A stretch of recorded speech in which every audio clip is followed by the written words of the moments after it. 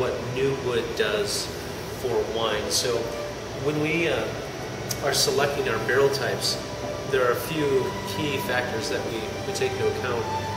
You have the cooperage, which is essentially the winery, the house with which the wood is processed. Okay. And just like a winery, each cooperage has their own unique philosophy and style of making a barrel. So within that framework, you then have an option of forest type.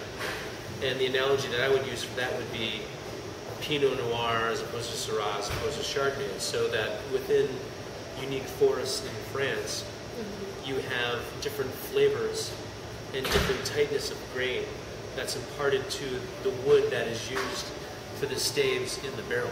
Right. And what we like to focus on are two forests, Allier and Vosges, and those are central to the north. A lot of Burgundy producers are using these forest types.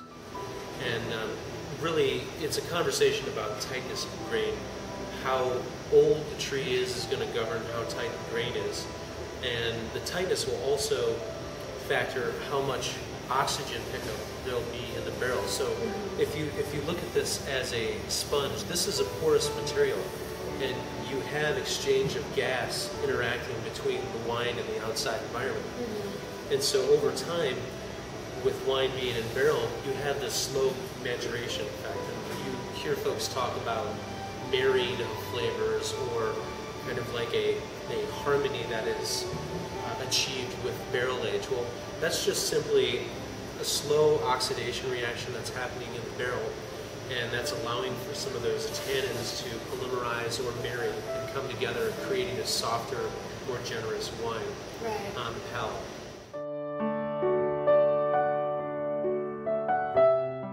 So that's kind of what we're looking for when we're selecting new barrels.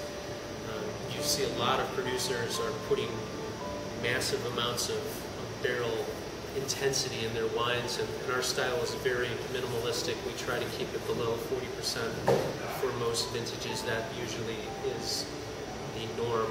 But in the case of some wines, the intensity of the fruit is so tremendous that adding more oak actually accentuates and benefits the overall quality of the wine. And in the case of this Syrah 2009 vintage, we're going to be using only 30% in this case.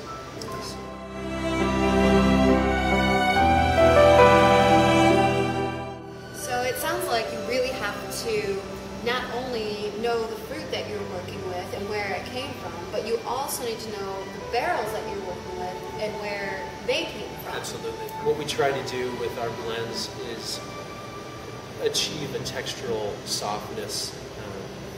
For us, that's really of paramount importance to our wine, is texturally having plush and round tannins, along with vibrant fruit and very generous aromatics.